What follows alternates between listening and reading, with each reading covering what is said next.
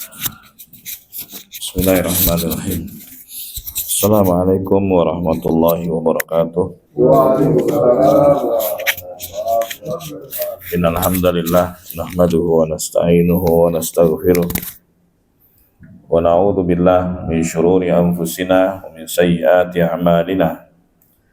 May yahdihillahu fala mudilla lahu wa may yudlil fala hadiyalah.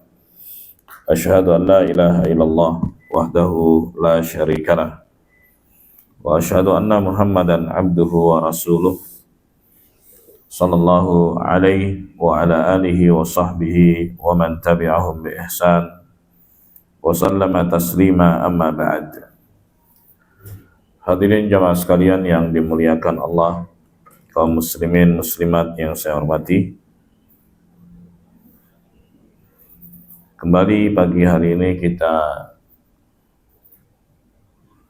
mengkaji kitab Al-Mulakhasul Fiqhi, ringkasan fikih Islam, masih dalam fikih ibadah, masuki bahasan yang baru. Setelah selesai dari kitab Taharah, kita masuk pada kitab Shalah, pembahasan tentang sholat. Pagi hari ini kita masuk pada bab fi wujubis shalawatil khams, tentang wajibnya sholat 5 waktu. As-salatu hiya akadu arkanil Islam ba'da syahadatain. Sholat itu merupakan rukun Islam yang paling wajib setelah 2 kalimat syahadat. Waqad syuri'at ala akmali wujuhil ibadati wa ahsaniha. Dan sholat itu disyariatkan dalam bentuk yang terbaik, dalam bentuk ibadah yang terbaik. Terima kasih. Waqad tadammanat hadhihi sholatu katsiran min anwa'il ibadah.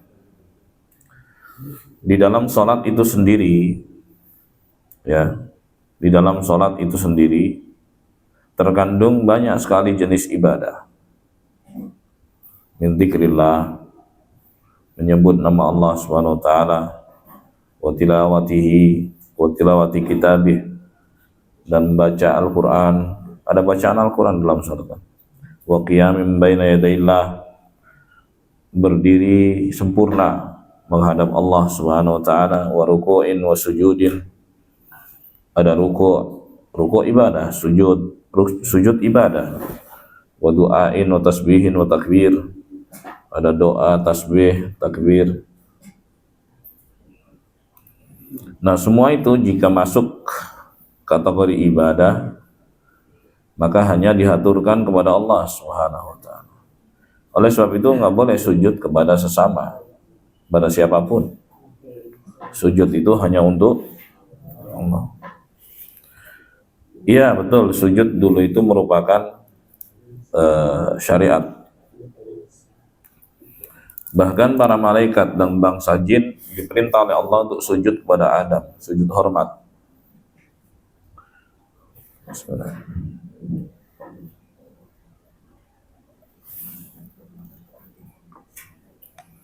Dan syariat itu berlaku pada Nabi Yusuf alaihissalam, Nabi Yakub alaihissalam, sujud kepada sesama, boleh. Tapi dengan diutusnya Nabi Muhammad SAW, maka sujud kepada sesama itu dilarang, nggak boleh. Aturannya dirubah oleh Allah SWT, dan Dia yang berhak untuk merubah, karena Dia pencipta, pengatur segala sesuatu. Seperti perubahan cara taubat. Dulu itu bunuh diri itu cara taubat. Seperti yang Allah firmankan, faqtulu anfusakum dzalikum khairul lakum inda bari'ikum fataba 'alaikum innahu huwat tawwabur rahim. Diperintah kepada Bani Israel, bunuh dirilah kalian. Yang demikian itu baik buat kalian di sisi Tuhan kalian. Niscaya Dia menerima taubat kalian. Sungguhnya Allah Subhanahu wa taala Maha menerima taubat dan Maha penyayang. Tapi di syariat Nabi Muhammad SAW bunuh diri masuk neraka. Dalam hadis riwayat Bukhari ada orang berjihad bersama Nabi SAW. Hebat sekali dia bertempur, gagah, luar biasa. Terus ada yang melihat lalu komentar, calon penghuni surga. Lalu Nabi mengatakan, bukan, dia penduduk neraka. Lah kan aneh. Jihad bersama Rasul, komandannya Rasul yang memimpin, terus dibilang lo orang masuk neraka coba. Aneh kan? Ini jadi penasaran, diikuti. Sampai akhirnya dia terlihat terluka, banyak luka di tubuhnya. Dia nggak sabar dengan lukanya karena menahan luka itu kan menderita. Lalu dia ambil tombak, bagian mata tombak diletakkan di dada, rangkainya di bawah, lalu dia merebahkan diri. Berarti apa? Diri neraka. Shadaqa Rasulullah SAW. Benarlah Rasulullah SAW. Jadi kalau dulu bunuh diri itu sebagai cara taubat, sekarang bunuh diri boleh? Nggak boleh. Yang ngatur siapa? Allah Subhanahu Wa Taala. Makanya sujud itu nggak bisa dengan alasan apapun. Sampai sujud-sujud, bungkuk-bungkuk, ngesot-ngesot, haram hukumnya, dilarang. Itu hanya untuk Allah Subhanahu Wa Taala. Itu aturan dalam syariat Nabi Muhammad SAW. Aturan terdahulu, iya. Aturan-aturan nabi-nabi sebelumnya, sebelum Rasulullah itu berlaku sampai ada perubahan. Ketika ada perubahan, yang dipakai syariat Nabi Muhammad SAW. Ya. Jadi ruku, sujud, doa itu bagian dari ibadah, maka hanya untuk Allah. Nah di dalam sholat isinya itu tuh ada isinya. Wahiyya ra'sul ibadatil badaniyah, dan sholat itu merupakan induk ibadah fisik. Walam takhlu minha syari'atu rasulin min rusulillahi alaihi wassalatu wassalam. Di setiap rasul itu ada perintah sholatnya. Ada perintah sholatnya, tapi teknisnya seperti apa, itu masing-masing. Kalau kita diperintah oleh Nabi kita untuk mengikuti beliau cara sholatnya. Sallu kama ra'aitumuni usalli. Sholatlah kalian sebagaimana kalian melihatku sholat. Hadis sahih riwayat Bukhari. Waqad faradaha Allahu ala Nabi Muhammad sallallahu alaihi wasallam khatamir rusuli Lailatul Mi'raji fi sama' bi khilafi sa'iri asy-syara'i'. Allah Subhanahu wa taala mewajibkan salat kepada nabinya Muhammad sallallahu alaihi wasallam penutup para rasul di malam Mi'raj. Dan perintah itu di langit, berbeda dengan syariat-syariat yang lain. Kalau syariat-syariat yang lain itu di bumi melalui perantara malaikat Jibril alaihissalam, hanya sholat. Rasulullah dibawa tuh naik, ya, melebihi langit yang ketujuh sampai ke Sidratil Muntaha, lalu menghadap Allah Subhanahu Wa Taala. Tapi Nabi nggak melihat Allah Subhanahu Wa Taala, nggak bisa.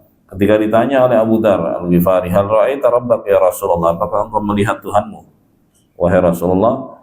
Kata beliau, nurun anna ara, cahaya, aku nggak bisa melihatnya. Jadi siapapun di fase dunia ini, setinggi apapun derajatnya, itu nggak bisa melihat Allah Subhanahu Wa Taala. Rasulullah mengatakan hijabuhun nur, hijab Allah itu cahaya. Lau kasyafahu la ahraqat subuhat wajhih man taha ilaihi basaruhu min khalqih.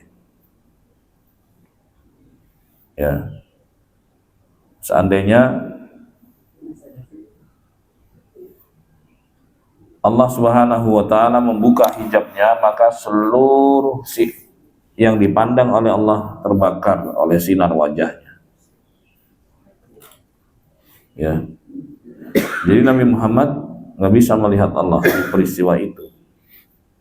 Padahal kan menghadap langsung Allah Subhanahu wa taala. Tapi nanti di akhirat, di fase akhirat, kan kita kan pasti melalui 5 fase ya. Fase ketiadaan, terus fase alam rahim, fase dunia sekarang ini, terus fase alam barzakh, kemudian fase akhirat, kebangkitan. Ya, terus ada surga neraka. Ya. Nah, melihat Allah Subhanahu wa taala itu merupakan kenikmatan terbesar bagi penduduk surga. Ya. Nabi SAW mengatakan, innakum satarawna rabbakum ayanan. Sungguhnya kalian bakal melihat Tuhan kalian secara langsung. Dan ayat yang lain, innakum satarawna rabbakum kama tarawna al-qamar lailatal badr la tudamuna fi ru'yatih. Sungguhnya kalian bakal melihat Tuhan kalian seperti kalian melihat bulan purnama. Jadi bukan Allah seperti bulan, tapi cara kita melihat sama seperti cara kita melihat bulan. Rasulullah mengatakan la tudamuna fi ru'yatih, kan kalian nggak perlu berdesak-desakan ketika melihat bulan. Nah, begitulah ketika melihat Allah Subhanahu wa taala, tanpa desak-desakan. Dan itu nikmat terbesar ya bagi penduduk surga. Taib. Nah, jadi perintah salat itu langsung Nabi dibawa menghadap Allah Subhanahu wa taala, tapi beliau enggak melihatnya. Fadalla dzalika ala 'azamatiha wa ta'aqqudi wujubiha wa makanatiha indallah. Ini menunjukkan akan keagungan salat. Ya, hukumnya itu sangat wajib dan menunjukkan kedudukannya di sisi Allah Subhanahu wa taala. Baik. Wa qad jaa'a fi fadliha wujubiha 'ala al-a'yan ahaditsu katsirah. Terdapat sejumlah hadis yang menunjukkan keutamaan salat, kewajiban salat, banyak sekali. Wa fardiyatuha ma'lumatun min ad-din al-islami bid-darurah. Adapun kewajibannya itu menjadi sesuatu yang secara darurat diketahui di dalam Islam. Makna secara darurat diketahui itu apa? Artinya dalam kondisi apapun orang tahu bahwa sholat itu wajib. Kayak gini nih, nomor darurat ada 110 itu polisi. Itu maksudnya apa sih disebut nomor darurat? Nomor yang harus diketahui gitu loh kan. Dalam kondisi apapun orang itu mesti ingat itu gitu. Ya, nelpon siapa gitu. Nah, sholat nggak perlu belajar ya, nggak perlu belajar. Itu orang sudah tahu bahwa wajib. Kita nggak bicara teknisnya bagaimana caranya, kalau itu harus dipelajari. Tapi tentang hukumnya, tentang hukum sholat itu sendiri, itu orang nggak belajar tahu. Bahkan orang sebelah juga ya, itu pun tahu kalau muslim itu wajib sholat. Kadang ketemuan di kantor gitu, kan ada yang negur ya, teman kantor, kamu kan muslim, kan kamu mestinya sholat. Padahal dia non muslim, tahu bahwa sholat itu apa? Wajib bagi muslim. Sebegitunya gitu loh. Aneh kalau kemudian ada yang ngaku muslim tapi nganggap bahwa sholat nggak wajib. Itu aneh sekali. Nah, itu yang dimaksud dengan ya ma'lumatun minad din bid-darurah. Jadi kewajiban sholat itu termasuk kewajiban yang secara darurat diketahui ya, kewajibannya dalam agama Islam. Faman jahadaha, barang siapa yang menentangnya, faqad irtadda an dinil Islam. Siapa yang menentang kewajibannya, dia menganggap gak wajib, berarti dia murtad, keluar dari Islam. Yustatab, maka dimintai tobatnya. Fa in tab wa illa qutila bi ijma'il muslimin. Kalau dia nggak taubat, maka vonisnya itu adalah hukuman mati. Ijma' kaum muslimin. Ini kalau hukum Islam diterapkan loh ya. Jadi itu kejahatan, ketika orang nggak sholat itu kejahatan. Ya, kejahatan sampai ada pengadilannya. Kalau di sekarang ini kan nggak ada kayak gitu, dianggap biasa ya, seolah nggak sholat terserah lah gitu. Subhanallah. Kalau kita buka nih aturan-aturan buku-buku yang literatur Islam, Taib, itu ada semua pembicaraan tentang orang yang meninggalkan sholat. Bismillah.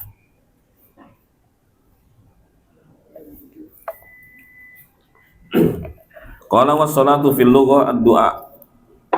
Salat itu secara bahasa bermakna doa.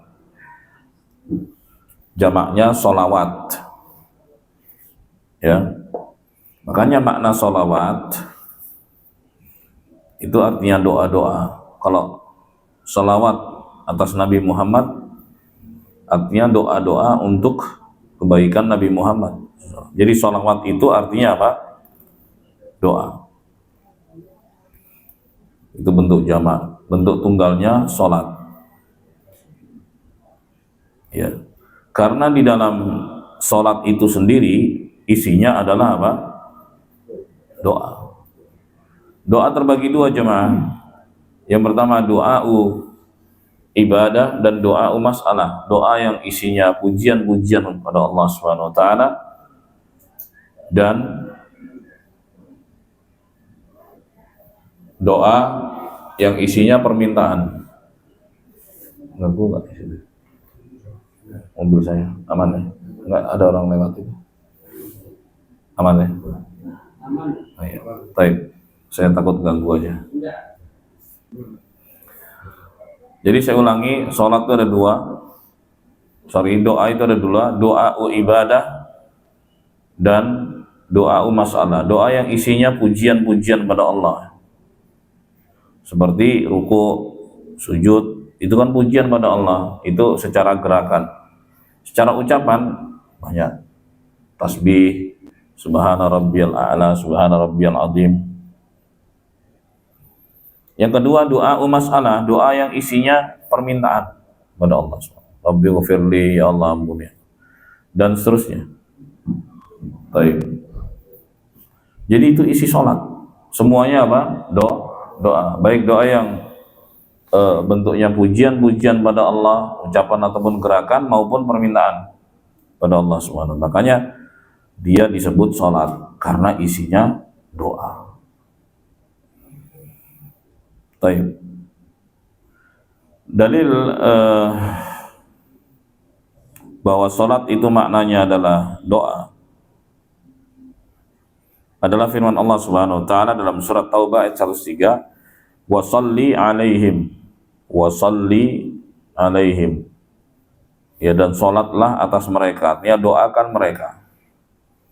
Jadi orang yang bayar zakat setelah dia menunaikannya, ya doain dengan kebaikan. Wa maknaha fi syar'i, dan makna salat menurut istilah adalah aqwalun wa af'alun makhsusah muftatahatun bitakbir mukhtatamatun bitaslim. Ucapan dan gerakan tertentu yang dibuka dengan takbir dan ditutup dengan taslim. Gitu ya, ucapan dan gerakan tertentu, karena nggak semua ucapan, nggak semua gerakan kan. Jadi ada aturan-aturannya. Ucapan dan gerakan tertentu yang dibuka dengan takbir dan ditutup dengan taslim.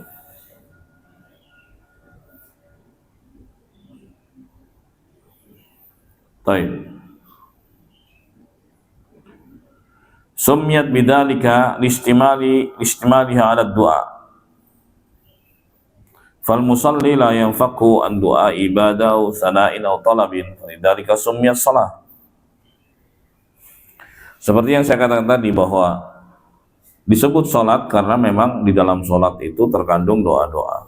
Orang yang sholat nggak lepas dari doa-doa, maka itu doa ibadah yang isinya pujian-pujian pada Allah, ya, permintaan pada Allah Subhanahu wa taala. Sebab itu dinamakan dengan sholat. Waqad furidat lailatul Isra qabla al-hijrah khams salawatin fil yawm wal laila bi dukhuli awqatiha ala kulli muslim mukallafin. Sholat itu diwajibkan di malam Isra Mi'raj ya. 3 tahun sebelum hijrah. 3 tahun sebelum hijrah. Jadi saat fase Makkah. Ya. Sholat 5 waktu. Dan 5 waktu itu sama dengan 50. Karena asalnya yang diwajibkan itu berapa? Pas Nabi balik ketemu Musa alaihissalam, Musa menganjurkan untuk minta diskon, minta potongan-potongan, sampai akhirnya kasih 5, masih juga disuruh, enggak malu aku, gitu katanya. 5, dan 5 itu sama dengan 50. Jadi yang kita kerjakan 5 waktu sehari semalam itu sama dengan 50. Karena al-hasanatu bi asyri amsalihha, karena kebaikan itu dilipatkan 10 kali. Gitu ya. Taib. Dengan masuknya waktu. Salat baru wajib dengan masuknya waktu. Belum masuk waktu ya enggak wajib. Ala kulli muslimin mukallafin. Wajib atas setiap muslim mukallaf. Bismillah.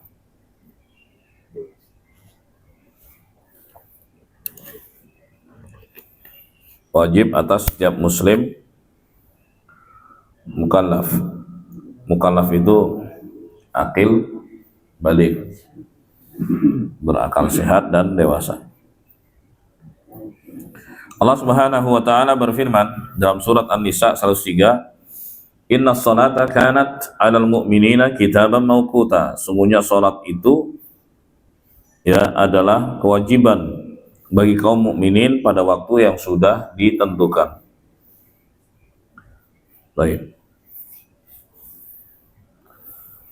Kemudian juga dalam surat Al-Bayyinah ayat 5 kata Allah Subhanahu wa taala, "Wa ma umiru illa liya'budullaha mukhlishina lahuddina hunafa wa yuqimus shalah." Tidaklah mereka diperintah melainkan agar mereka beribadah kepada Allah dengan memurnikan amalan hanya untuk Allah dan mereka mendirikan salat. Menunjukkan wajib hukumnya. Kemudian juga dalam firman Allah Subhanahu wa taala Al-Baqarah 43, "Faqimus shalah," dirikanlah salat. Fi mawadhi'a katsiratin min kitabihil karim. Di banyak tempat dalam Al-Qur'an.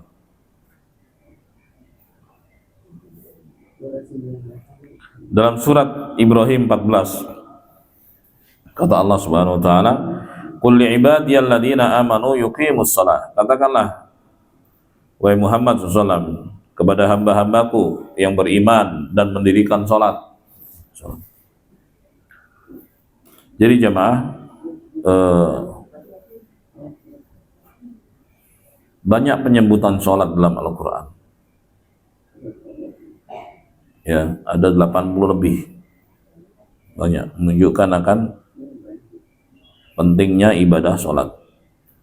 Lalu dalam surat Ar-Rum 17-18 kata Allah Subhanahu wa taala, "Fa subhanallahi hina tumsuna wa hina tusbihun."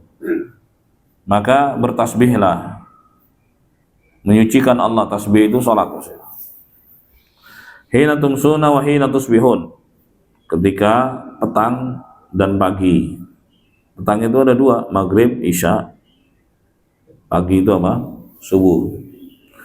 Walahul hamdu bis samawati wal ard wa ashiya wa hina tudhirun.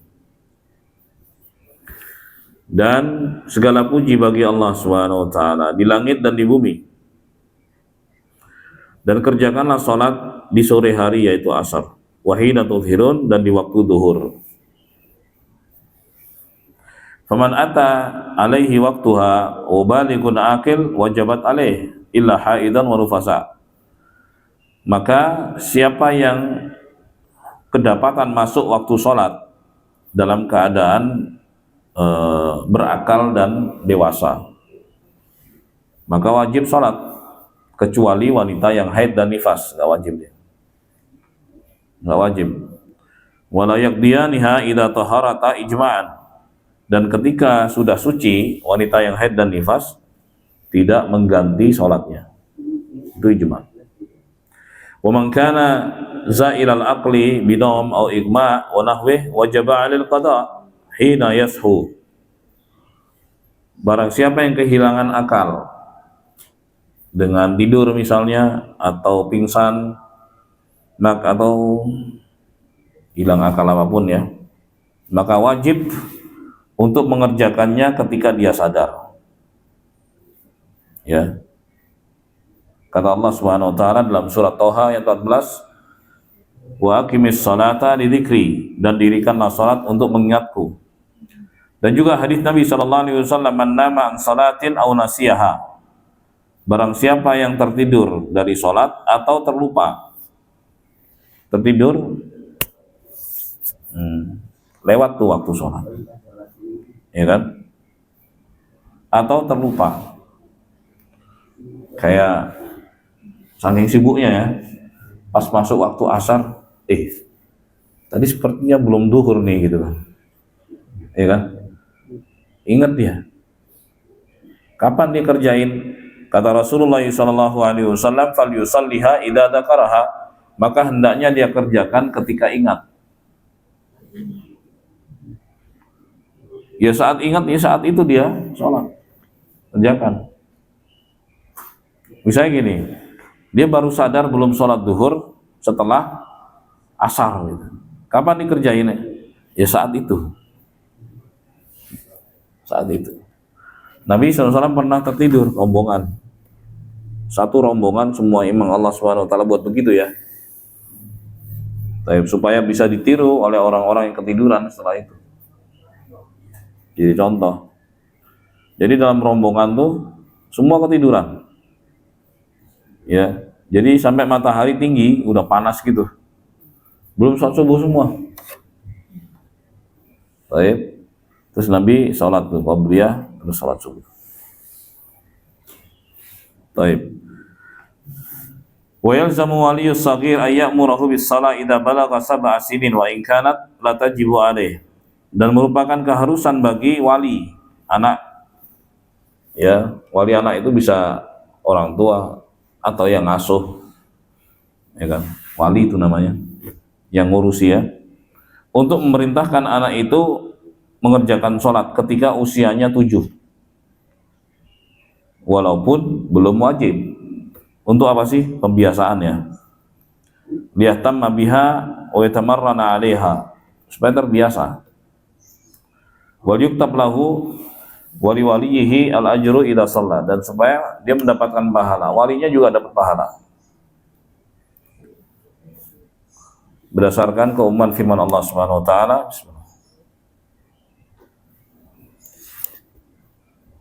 dalam surat Al-An'am ayat 160, man jaa'a bil hasanati falahu asyru amsalihha, barang siapa yang melakukan suatu kebaikan maka dia mendapatkan 10 kali lipat. Wa qauluhu sallallahu alaihi wasallam lamma rafa'at ilaihim ra'atun sabiyya, dan sabda Nabi sallallahu alaihi wasallam kepada seorang wanita yang mengangkat putranya di hadapan Nabi sallallahu, masih kecil ya, masih bayi. Ya, masih kecil gitu.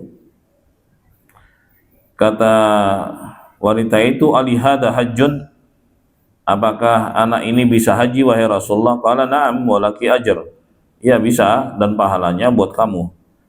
Fa yu'allimuhu waliyuhus shalah wat taharata laha, maka wali atau pengasuh atau orang tua itu mengajari anak untuk sholat dan untuk bersuci ketika usia 7, karena usia 7 adalah usia belajar. Ya. Baik. Kemudian wajibu 'alal wali ay yadriba as-saghira idza tahawana bis shalah wa qad balagha 10 sinin. Wajib bagi wali untuk memukul anak ya untuk salat ketika dia malas-malasan. Ketika anak itu berusia 10. Pukulan mendidik, pukulan yang tidak berbekas. Ini kan kalau selama nggak berbekas itu pelan kan. Jadi bukan mukul yang sampai hijau, biru, merah gitu. Itu kelebihan, nggak boleh. Ini pukulan nggak berbekas kok, biasanya. Ayo sholat. Pukul gitu. Tapi kalau sudah ada bekasnya itu udah kelebihan. Baik. Dasarnya adalah hadis Nabi SAW, muru auladakum bis shalah wa hum abna'u sab'i sinin. Perintahkanlah anak-anak kalian untuk sholat ketika usia 7. Wadribuhum 'alaiha li ashrin, dan pukullah mereka untuk sholat ketika usia 10. Wa farriqu bainahum bainal fil madaji', dan pisahkanlah mereka pada ranjang-ranjang mereka. Ya, dikasih kamar masing-masing.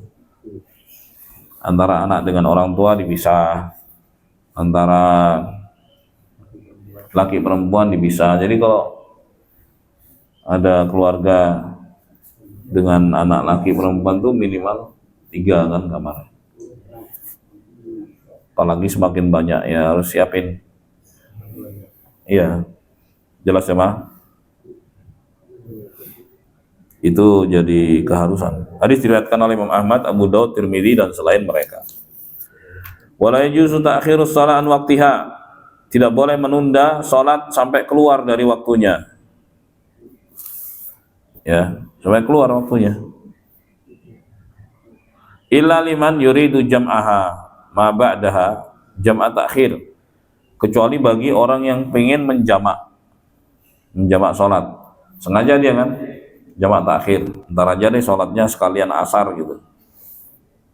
Baik, jamak boleh, jamak takhir karena ada kesibukan atau dia safar, ya kan, dia gabungin. Karena ada kesengajaan menunda sholat sampai dia keluar. Tapi kalau nggak ada kepentingan, nggak boleh dia menunda sholat sampai keluar waktunya. Baik. Wa ma ta'khirus salatil lail ila an-nahar aw salatin nahar ila al-lail ay al-fajr ila ma ba'da tulu'i syams fala yajuzu bihal minal ahwal. Adapun sengaja menunda salat sampai keluar waktunya. Salat malam dikerjakan siang dikerjakan malam misalnya, atau salat subuh dikerjakan nanti aja setelah terbitnya matahari. Udah lewat kalau gitu. Nggak boleh sama sekali.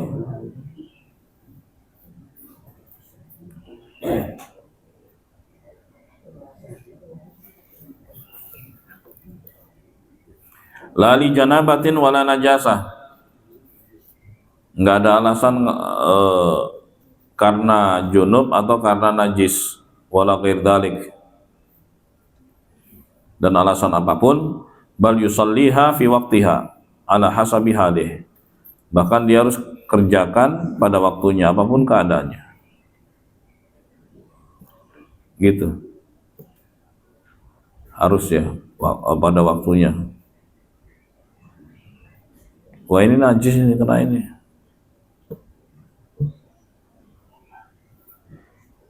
Sementara waktu sholat udah mau habis, gimana tuh?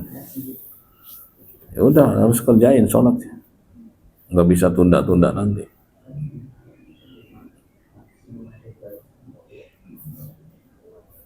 Ini yang diistilahkan dengan lihurmatil waqt, karena kehormatan waktu yang harus dijunjung, gitu. Ya, artinya gini, waktu sholat ini mepet tinggal 5 menit. Waktu sholat mepet 5 menit. Terus di pakaiannya itu ada najis, ya kan? Sementara bersih dari najis itu adalah salah satu syarat sahnya sholat. Nanti kita akan ulas. Gimana tuh? Sementara waktunya tinggal 5 menit. Apakah najisnya itu menjadi pembenar dia tunda sholat sampai keluar? Enggak, iya, dia harus sholat saat itu juga. Harus sholat saat itu juga. Sama halnya dengan orang yang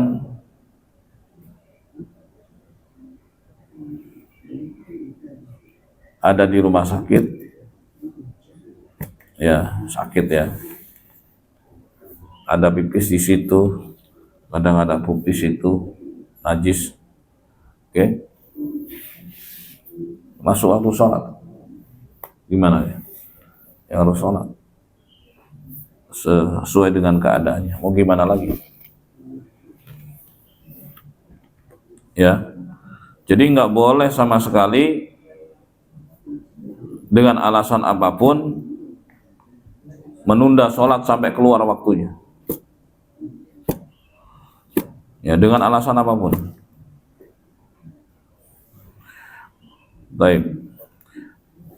Wa ba'dul juhal qad yakun fi hal ilajin fil mustashfa ala saririn la yastati'u nuzula ana aw min aw la yastati'u taghyiru thiyabihi allati 'alaiha najasah. Ya. Sebagian orang saat berobat di rumah sakit, dia terbaring di atas ranjang, dia nggak bisa turun, nggak bisa ganti baju yang ada najisnya. Aw laisa indahu turabun yatayammam bih. Kemudian nggak ada tanah yang dipakai untuk tayamum. Aw la yajidu man yunawiluhu iya. Atau nggak ada orang yang membantu dia menyerahkan tanah tayamum atau wudu. Taib. Fa yu'akhirus shalah an waqtiha. Taib. Kemudian dia menunda sholat sampai keluar dari waktunya dengan mengatakan usalliha fima ba'du idza zalal udur. Aku akan kerjakan sholat nanti setelah hilang udur. Benar atau salah kayak gitu? Wa hadza khata'un 'adzim, ini salah besar. Wa tadyiyun lis-shalah, ini menyia-nyiakan dan menelantarkan sholat. Auqahu fihi al-jahl wa adamus su'al. Ya. Yang menyebabkannya adalah ketidaktahuan dia. Mestinya dia tanya gitu kepada yang ngerti. Fal wajib ala mithli hadza yusalli ala hasabi hali fil waqt. Maka yang wajib bagi orang yang seperti ini, dia kerjain sholat apapun keadaannya, walaupun ada najis di situ. Ya, walaupun ada najis, karena kondisinya darurat kan. Taib. Walau sholat biduni tayammumin aw thiyabin najisah. Walaupun dia sholat tanpa tayamum misalnya, karena memang wudhu pun nggak bisa, tayamum aja nggak bisa, apalagi wudhu kan gitu, nggak bisa. Atau dengan pakaian yang ada najisnya di situ, nah, sholat aja sudah. Dihormatil waqt, ya, untuk menghormati waktu, untuk kehormatan waktu yang sudah ditentukan oleh Allah Subhanahu wa Ta'ala. Jadi nggak boleh tuh nunda-nunda sholat sampai keluar waktunya. Dalilnya adalah firman Allah Subhanahu wa Ta'ala, fattaqullaha mastata'tum, bertakwalah kepada Allah sesuai dengan kemampuan kalian. Walaupun dia sholat tidak menghadap kiblat. Kenapa? Karena memang nggak mampu. Sholatnya tetap sah. Jelas ya, Ma? Ini kondisi darurat. Jangan ntar aja sholatnya. Salah. Saat itu juga sholatnya.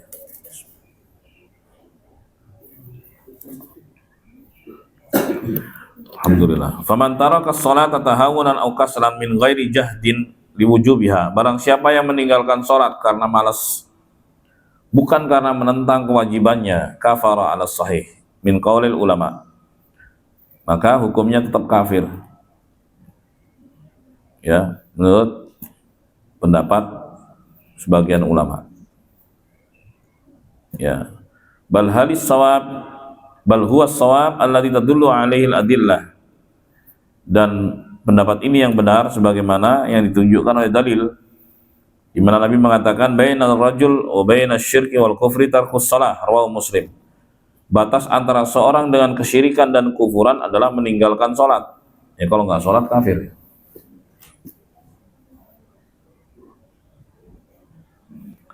Jelas ya jemaah? Ngeri ya. Ini yang harus diwaspadai, Rasulullah yang bilang begitu. Jadi nggak ada alasan malas gitu, nggak ada. Walaupun dia tidak menentang kewajibannya, tapi mengatakan apa? Malas. Kemudian wayam bagil isya'a antarikiha bitarkiha liuftadaha hatta yusalliya. Hendaknya diviralkan orang kayak ini nggak sholatnya, sampai dia kerjain. Wala yambaghi salamu alaihi, dan nggak boleh mengucapkan salam pada dia. sebagai bentuk pemboikotan. Wala ijabatu da'watih, dan tidak menanggap dan tidak merespon undangannya, hatta yatuba wa yuqimas shalah, sampai dia bertobat dan mau sholat. Lianna sholata amududdin, karena sholat itu merupakan tiangnya keislaman seseorang. Jadi setiap orang itu punya kualitas keislaman masing-masing, kan begitu. Nah, sholat itu tiang keislaman seseorang. Ya, soalnya seorang nggak sholat, bangunan keislamannya runtuh. Kenapa? Ya, nggak ada tiangnya. Jelas ya, Mas? Wahiyal fariqatu bainal muslim wal kafir, dan salat merupakan pemisah dan pembeda antara muslim dengan kafir. Wa mahma amilal abad minal a'mal fa innahu la yanfa'u ma dama mudayyi'an lis-shalah. Nasallallahu al-afiyah. Maka seberapapun banyak amalan seorang, kalau dia meninggalkan salat nggak bermanfaat. Ya.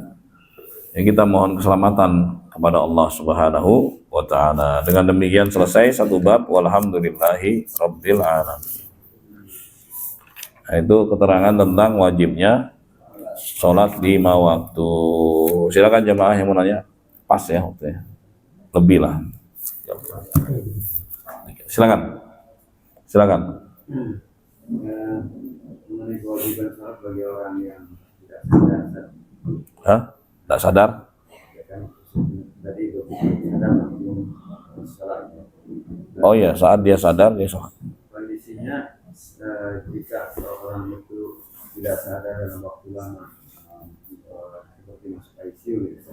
Iya. Orang kan ada yang berhari-hari bahkan berbulan-bulan. Apakah selama itu harus dilayani? Dan yang kedua, tadi kan Ustaz bilang harus diumumkan kalau orang yang tidak sholat.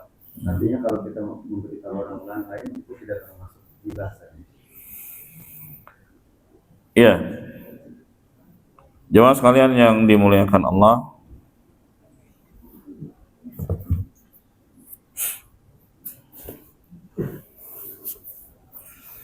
terkait membicarakan orang yang nggak sholat, ya, atau terkait pemboikotan ya di komunitas, yaitu di antara hal yang dianjurkan. Nabi SAW menganjurkan itu supaya punya sikap, ya, nggak diperlakukan normal. Kalau diperlakukan normal nanti jadi normalisasi gitu. Kalau normalisasi dianggap biasa gitu. Akhirnya apa? Nggak ada nilai di situ, ya kan? Nggak ada nggak ada perhatian. Kalau dianggap normal, itu namanya normalisasi nanti. Dianggap biasa. Sampai akhirnya ada istilah berdamai dengan orang yang nggak sholat. Nggak bisa damai, ya kan? Bisa. Supaya justru upayanya supaya nggak sholat itu menjadi apa? Sholat, gitu. Jelas ya. Terus tadi itu apa? Tidak sadar sama koma gitu ya. Ya kalau orang hilang akalnya nggak wajib sholat. Hilang akal nggak wajib sholat. Seperti pikun juga, nggak sadar juga dia. Ini nggak wajib sholat. Koma juga nggak wajib sholat. Tapi kalau orang misalnya dia sadar nih, operasi kan butuh waktu, operasi besar misalnya, dia akan kelewatan waktu sholat tuh mungkin 2 atau 3, ya, sebelum dibius. Pas dibius sampai akhirnya dia sadar. Nah, pas sadar itu dia sholat. Jadi kan ketahuan batas waktunya. Kalau ketiduran pun begitu. Ketiduran itu namanya ketiduran kan ya nggak jauh lah gitu ya. Sama kayak tadi yang operasi. Kalau koma emang itu sakit berat, pikun sakit berat sampai menghilangkan akalnya gitu. Nah, orang-orang yang seperti ini nggak wajib sholat walaupun sekian lama. Nanti kalau sembuh gimana? Tiba-tiba siuman gitu kan. Ya pas saat sembuh, apakah harus ganti? Pertanyaan begitu. Misalnya 10 tahun begitu. Enggak ganti. Karena selama itu enggak ada kewajiban baginya untuk sholat. Demikian. Silakan, Pak. Apa dalilnya kalau seorang pria dewasa yang tidak sholat rawatib di masjid? Sholat rawatib. Mana? Apa dalilnya? 5 waktu di masjid. Apa dalilnya? Bagi seorang orang pria dewasa yang tidak sholat 5 waktu di masjid. Oh, enggak jamaah. Apa dalilnya bagi orang yang tidak sholat berjamaah di masjid bagi pria? Apa dalilnya? Apa hukumnya kalian? Iya, hukumnya. Ya, dia berdosa. Kenapa berdosa? Dosa itu kan ketika ada pelanggaran atas suatu kewajiban. Kalau sesuatu itu nggak wajib, ya nggak ada dosa. Lalu apa yang menunjukkan bahwa sholat berjamaah di masjid itu bagi pria hukumnya wajib? Hadis Nabi SAW banyak yang menerangkan itu. Di antaranya beliau punya keinginan untuk menyerahkan kepemimpinan sholat kepada salah seorang sahabatnya. Lalu beliau mendatangi rumah-rumah orang-orang yang nggak sholat ke masjid untuk membakar rumah mereka. Itu ancaman beliau. Itu menunjukkan apa? Wajib. Dalil berikutnya adalah hadis seorang buta yang minta uzur untuk nggak ke masjid karena antara rumah dia dengan masjid itu lumayan ada lembah gitu, sementara dia nggak punya pembantu untuk nuntun, dia buta ya, untuk nuntun ke masjid. Terus Nabi kasih ya silakan. Nah begitu dia pergi dipanggil lagi, fulan, turun wahyu kepada beliau yang tadi dibilang boleh, ya turun wahyu, dianulir tuh dengan pertanyaan, kamu dengar adzan nggak? Dengar, ya kamu harus datang. Ini buta loh, nggak ada yang nonton. Ya, ketika dia dengar adzan harus ke masjid. Bagaimana dengan orang yang sehat? Dari sini menunjukkan bahwa ini pendapat yang benar, berjamaah bagi pria di masjid itu wajib hukumnya. Kalau misalnya pikirannya hanya bersifat anjuran saja ke masjid, ya masjidnya nggak ada yang ngurus akhirnya. Semua orang punya pikiran yang sama, di rumah aja lah gitu kan. Semua punya pikiran yang sama, siapa yang masjid yang ngurus?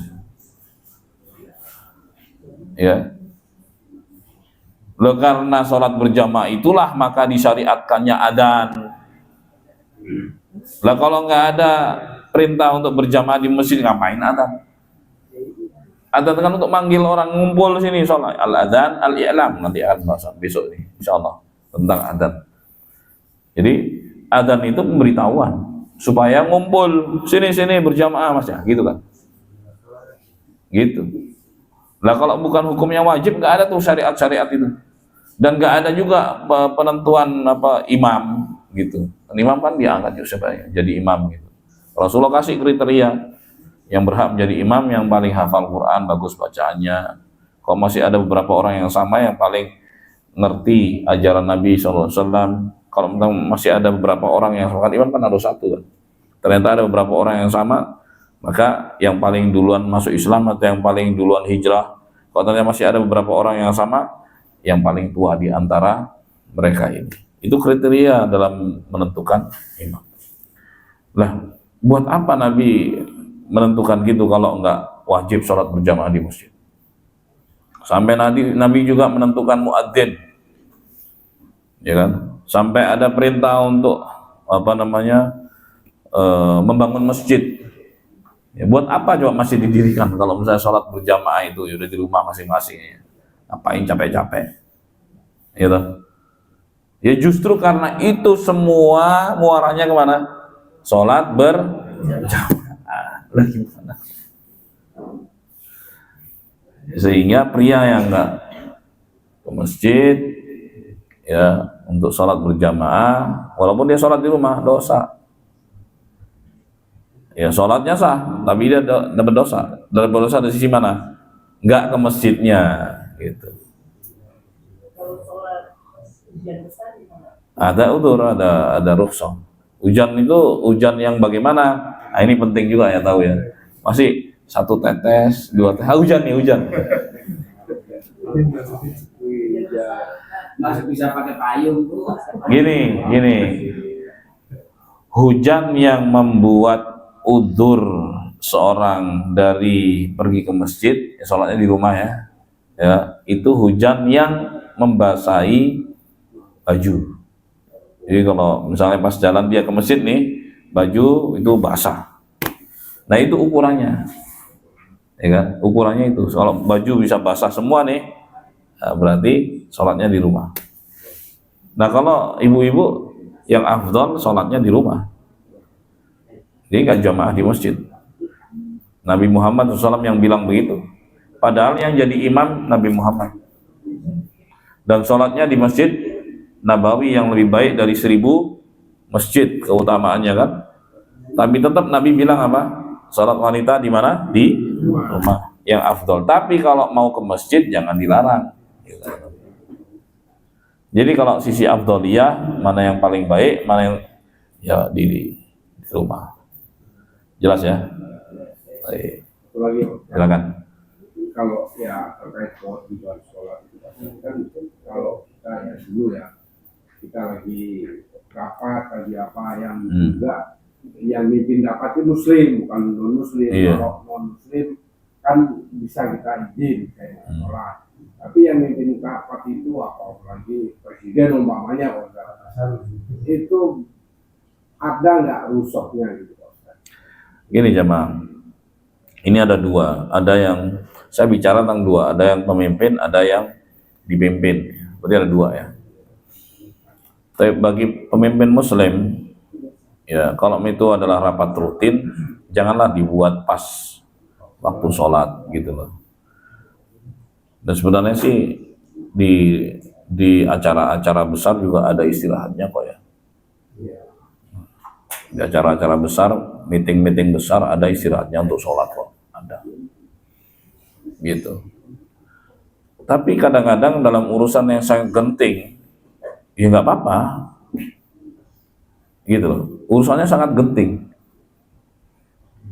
Ya udah meeting saat itu, genting sekali. Nah, kok makanya kata-kata nih, kalau misalnya itu rutin, rapatnya rutin, gitu, jangan di waktu-waktu sholat. Gitu. Nah, sebaliknya sekarang,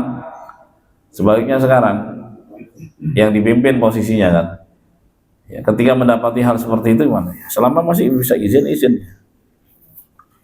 mau sholat, izin untuk sholat, atau dia ngusulkan, kita istirahat untuk sholat, break sholat tuh.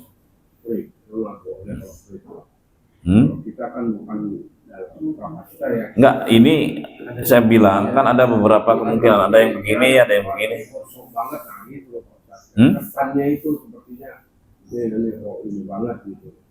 Kalau disepakati bersama kan nggak apa-apa. Iya, dan sepakati ya. Iya, karena juga kayak di apa namanya di meeting-meeting besar kayak kan di shoot itu di DPR katakan. Waktunya sholat nih, sholat, berhenti dulu, kasih tuh sholat, ya kan? Apalagi yang skupnya kecil, bisa lah insya Allah. Tapi sampai kalau ada yang mimpin tuh ngelarang, tinggalin aja yang kerja situ, tinggalin aja. Wah ini nggak beres nih, tinggalin. Sampai bilang nggak boleh sholat, ini bahaya nih, tinggalin. Jadi memang kita menyesuaikan kondisinya.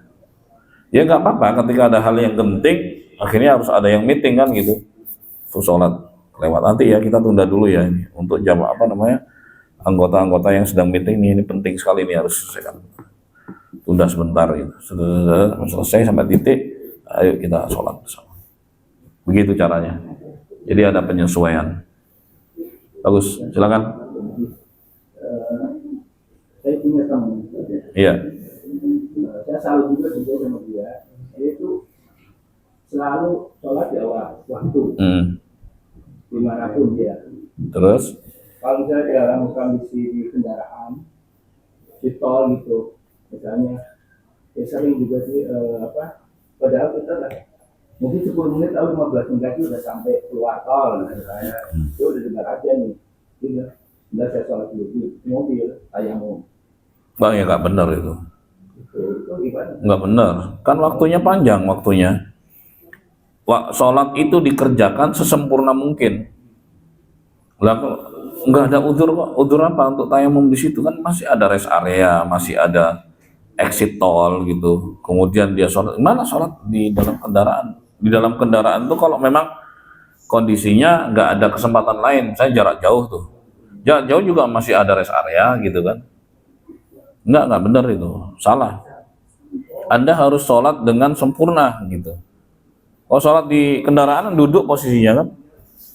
Padahal berada di dalam kota, nggak kemana-mana gitu loh. Jelas ya. Nah, ini mesti harus dimengerti hal semacam ini. Itu nggak baik. Ya. Ya perjalanan itu ya dicari nanti rest area terdekat atau exit terdekat gitu kan, untuk segera cari masjid terdekat. Kemudian dia sholat bersama jamaah. Karena dia tidak sedang kemana-mana. Kalaupun dia musafir pun, alhamdulillah di tempat kita banyak masjid, di rest area banyak masjid, sehingga bisa diatur. Poinnya adalah sesempurna mungkin seorang itu mengerjakan sholatnya. Ya sempurnanya dengan berdiri normal gitu. Kenapa? Kan ada ruang di situ, ada rentang waktu, rentang. Emang kalau misalnya nggak mundur sedikit, masih di dalam rentang itu nggak tepat waktu, tepat waktu kan? Gitu. Betul, yang keliru. Artinya kalau dia mau betul-betul mau begitu Pak kalau mau dia begitu tuh, mau begitu bener, artinya dia bisa hitung dong waktu dong. Iya kan? Misalnya nih setengah jam sebelumnya, ngapain dia nekat masuk tol? Kalau mau begitu, tunggu aja. Ikut rombongan, misalnya bukan sendiri ya. Ikut rombongan misalnya.